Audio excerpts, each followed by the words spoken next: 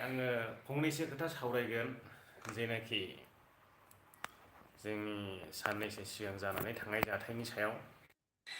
बिथांनि मुङानो जाबाय एलसन बसुमतारी।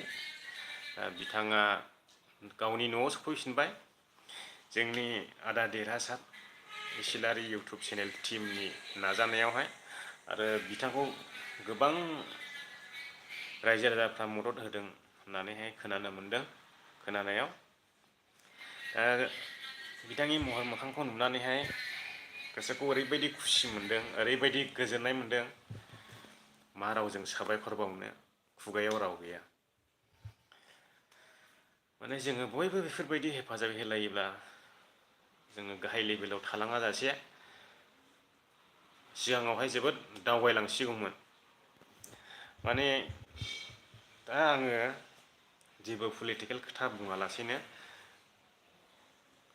एलसन बसुमतारी फंबायनि सायाव सावरायनो आंनि दुइसिन जागोन बियो, आंनि दुइसिन जागोन बायदि मोनदों आङो। ओंखायनो आङो गिबियाव फंबाय होननानै बुंबाय। दा बिथांखौ ओरैबायदि बिथांनि बिमा बिफाया ओरैबायदि दुखुथिया जाखाबायमोन फिसाखौ मोनफिननाय नंला साननानै। माने ख्रिस्टियानाव दा मोनसे फिल्म दङ, गोमानाय फिसा होननाय, थिग बेबायदिनो जाबाय आरो। दा बिमा बिफायाबो खुसि जाबाय फिसानि मोखां नुनानैहाय। बिथाङा दाबो न'आव सहैयाखै। बिथाङा NLFB नि केम्पआवनो दङ दासिमबो, खबर मोननाय बायदिला।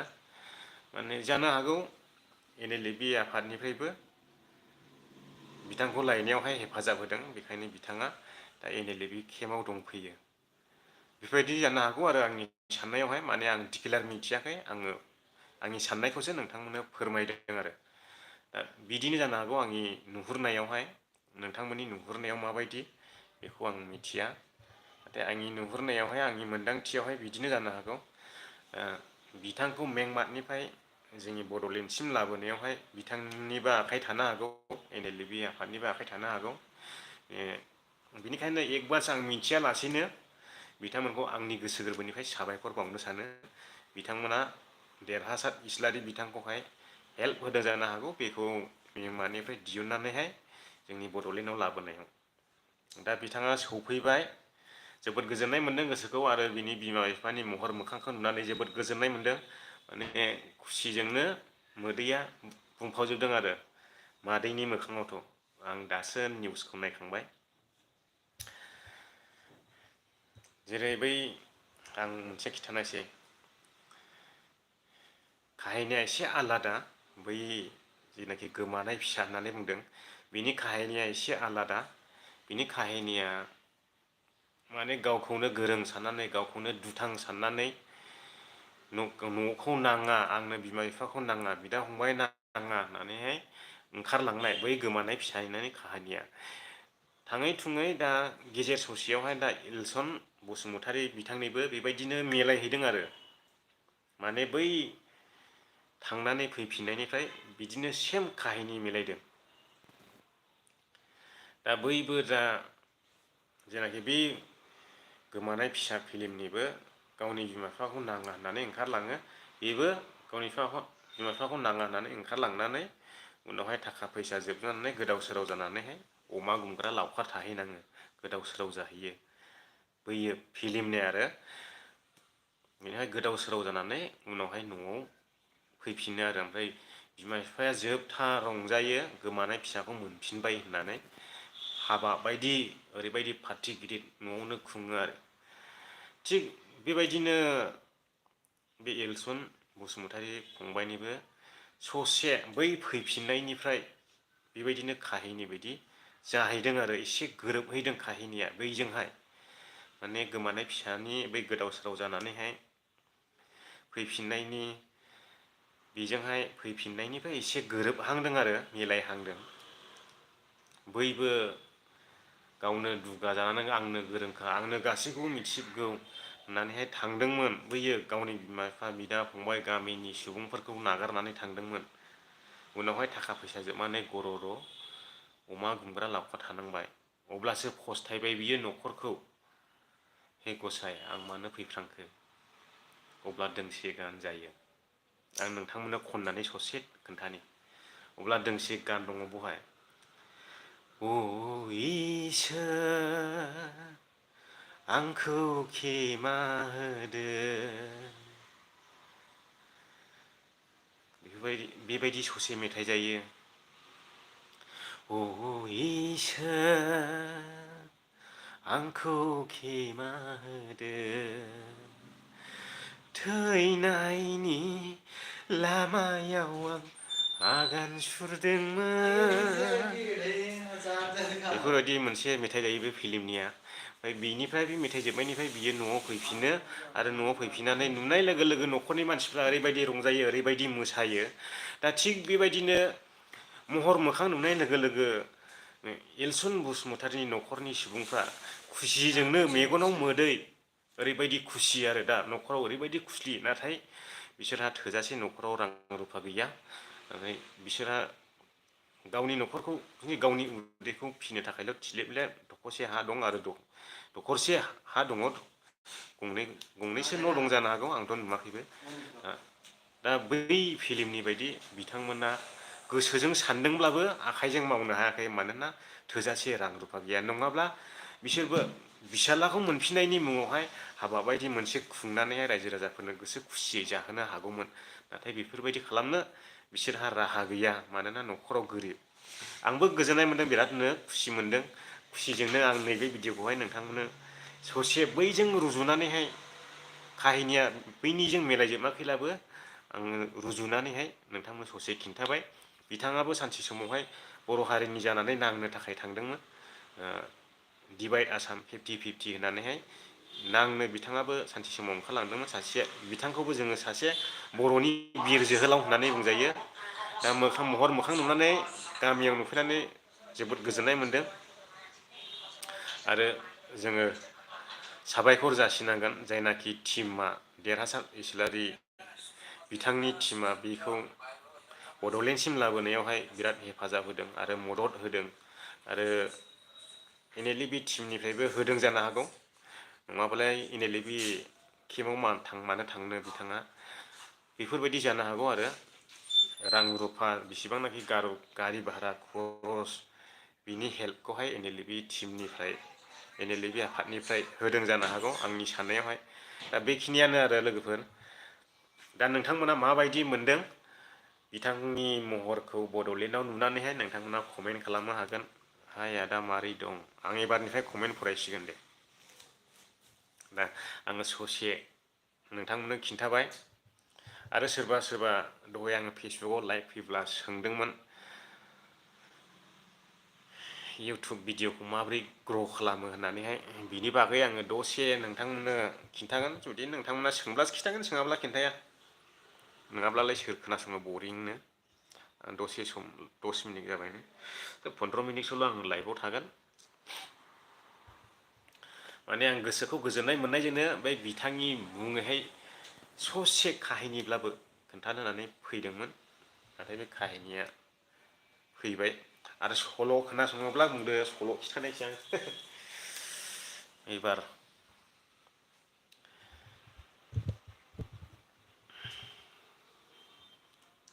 बिथाङा गावनि बिमा बिफाजों ग्रें ग्रें रायजो जाफिननो हासिगोन न'आव सफैनाय हिसाबै।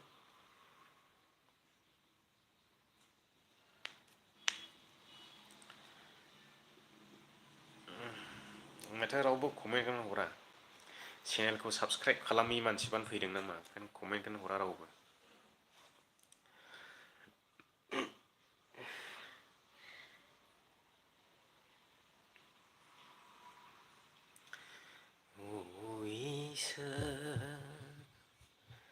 आंखौ क्षमा होदो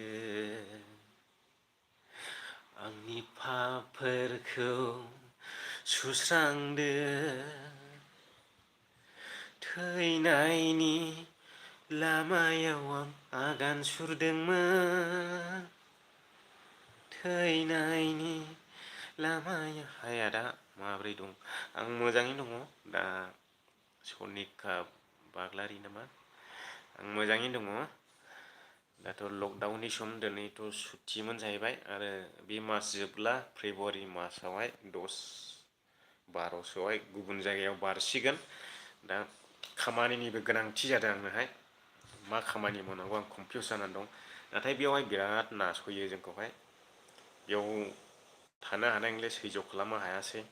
माने खुनुरुखुम मास मोनसेनि बेथनबानो बख'नानै गुबुनाव बारनोसै। बहाय थांनाय जायो दाबो डिसाइड खालामाखै। एसे खामानि मोजां मोनब्ला गुबुनाव मावनोसै।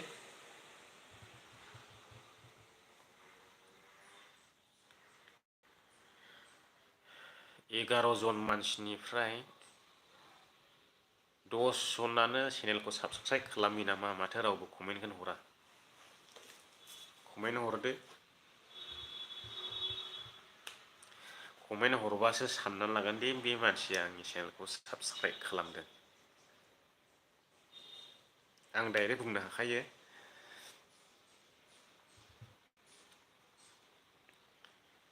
सोर सोर साबसक्राइब खालामदों दानि लाइभआव थानाय मानसिया कमेन्ट खालामलाय। नायनो आङो मा मा नाम। सनिका बाग्लारि बे सासेबानो कमेन्ट हरनानै दं। बिथाङा आंनि चेनेलखौ साबसक्राइब खालामबाय, गोजोननाय थागोन। बिथाङा सिगांनिफ्रायनो कमेन्ट हरबाय थायो। बिथाङा आंनि साबसक्राइबार सासे। दस्रायाव एसे मोजां नागिरना थादो आदा। नागिरगासिनो दङ। सेबास्टियान बसुमतारी बिथाङाबो आंनि साबसक्राइबार। गोजोननाय थाबाय, बिथाङा कमेन्ट हरबाय आंनि बुंनाय लोगो लोगो। खस्थ' माथो नोंना। खस्थ'लै जोबथा नासयो। नेपालिफोर दं लोगोफोर। ओरैबायदि नासयखायो खामानियाव गावसोर मावा खामानिखौ ओरैबानो थोननानैहाय आङो दसेबो जिरायनो मोना। ओरैबायदि नासयजायो मिथिबायना गुबुन मानसिजों। धोरोम बर' आदाया महायनि। आङो चिरांनि। बिथाङाबो आंनि चेनेलखौ साबसक्राइब खालामबाय। सान नार्जारि माबोरै दं आदा? मोजाङैनो दङ गसाइनि अननायाव दासिमाव। नाथाय आंखौ ल' प्रेसार जानानै दङ। मारै ल' प्रेसार जाखो मिथिया। मावा दाङा ओरैनो जायो लोङोमोन।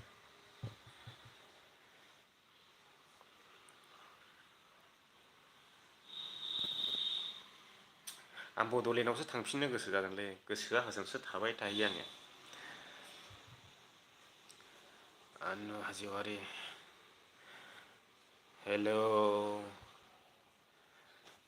दासो फैदों कमेन्टआ। जाखांबा नामा आदा? जाथ'वाखै, आं थांथ'वाखै दाबो। आङो 10थासोआवसो थांगोन जानो।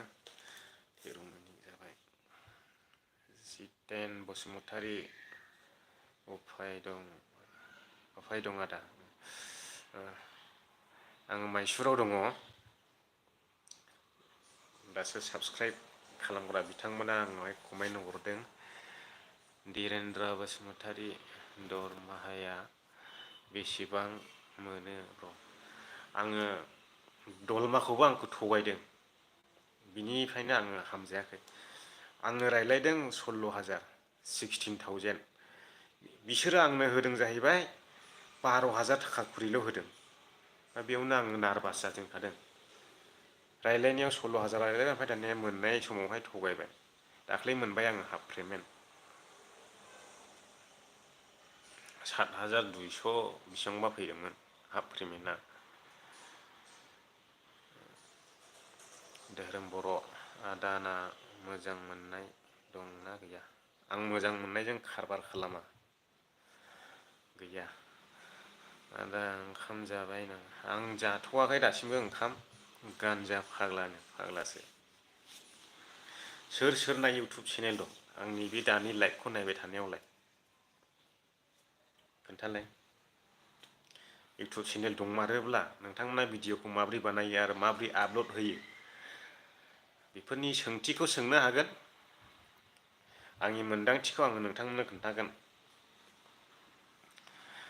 बिआर बड' ब्लग बहा थायोरा नोंलायबा? आङो दा कर्नाटक स्टेटनि माइसुर सिटियाव दङ। खाथिब्ला लोगो हमनो हागोन। मैयाबो सानैसो सेंग्रा लोगो हमनानै थांदों आंखौ।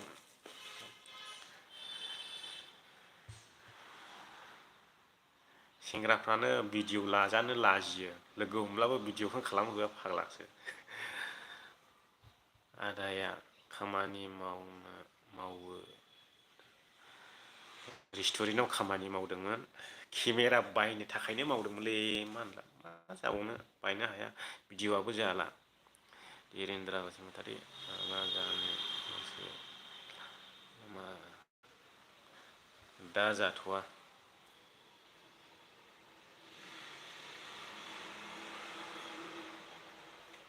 बुजिना लादो आदा नोंहा रायलायनो मा होनखो रायलायबाय थादो आं थांथ'नोसै थांदो दे गोजोननाय थाबाय दसे सम आंजों लाइभआव थाफैनायनि थाखाय पि बड' चेनेल आंना दं नायनो हागोन नामानो मादि दोनना लायो एसे सर्ट दोननांगौ इउटुब चेनेलनि नामखौहाय ओमफ्राय आरो लानो गावनि नाम फुल नाम ला मा फि होग्रोलायनाय ओमफ्रायसो बड' चेनेल नांगौब्ला बड' चेनेलल' दोन जागोन नामाखौ एसे गुरै लानांगौ इउटुब चेनेलावहाय बिदि सर्ट नाम दोननोला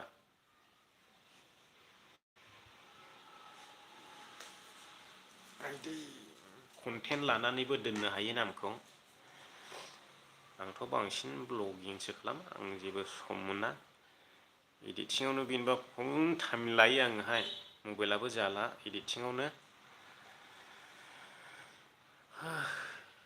17 मिनिट जाबायानो नै दा 13 जन सुबुङा नायगासिनो दङ माखासे ओंखारलांबाय 20टा लाइक होनांगालांबाय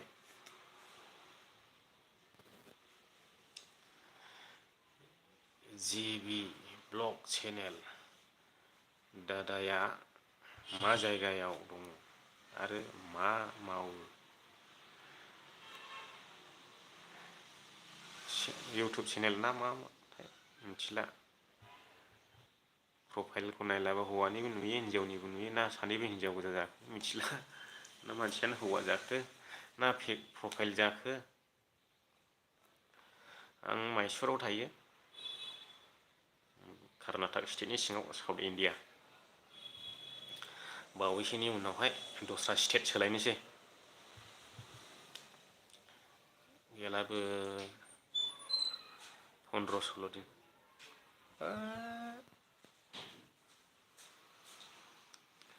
मा नेटपेकआ जोबलायबाय नामा लाइक होबायथाय लं थांखायो रिसार्जखौनो सोनो हायाखैलै फैसा गैयिनि थाखाय बे मासावहाय 10 माबाल'सो नै 10 MB ल'सै माइरिबो सोनांनायसैलाय 4 मास 3 मासनि सोग्राया रिसार्जखौनो सोनो हायाखै बे मासावहाय मास मोनफ्रामबो 1200 1300 मोननैसिमावबो सोयो आं 600नि दा सोनो हायाखै सुमि रामसियारि हाय आदा मा खबर बिदिनोसै मानसिनि जिउआलाय मानसिनि खबरा मालाबा मोजां मालाबा गाज्रि मालाबा इन्टारेस्टिं खालामनो गोसो जायो मालाबा नर्माल थायो मालाबा बेमारि बायदि थायो सम सम गोसोआनो इन्टारेस्ट जाया मा जायोथाय मिथिला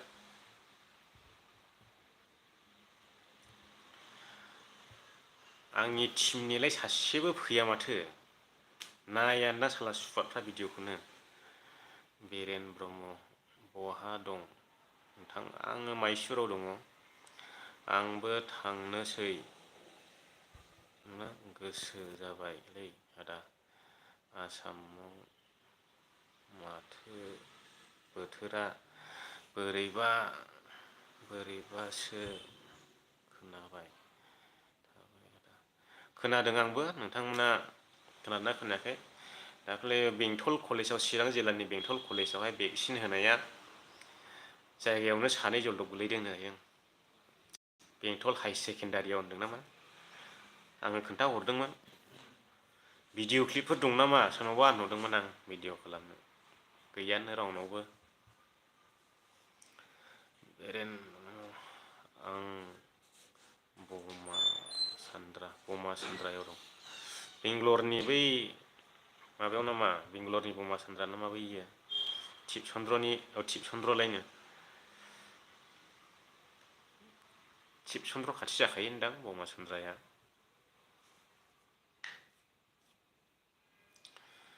20 मिनिट जाबाय दा नायग्राफ्राबो बारा गैला आङो थांनोसै लोगोफोर बेयावनो दोनथ'नोसै भिडिअआ बांद्राय गोलाव जाबाय।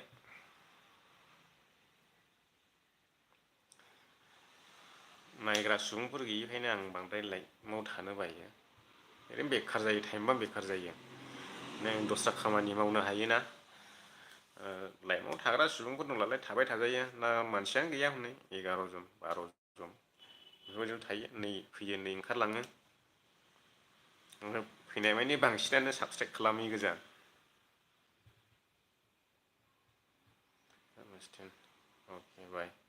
अके बाय दे दसे सम लाइभआव थानायनि थाखाय नोंथांमोनखौ बयखौबो आंनि गोसो गोरबोनिफ्राय साबायखर बावनानै आङो लाइभखौ बेयावनो फोजोबबाय। आरो दसे एलसन बसुमतारीनि बागै खोथा सावरायबाय आरो ससे काहिनि रुजुनानै नोंथांमोननो खोन्थाबाय आं। जादोंना जायाखै बे नोंथांमोननि सायाव थाबाय। गोरोन्थि जादोंब्ला निमाहा होब्लानो जाबाय। गोजोनथोंसै एसेनोसै दिनैनि लाइभआवहाय बाय बाय।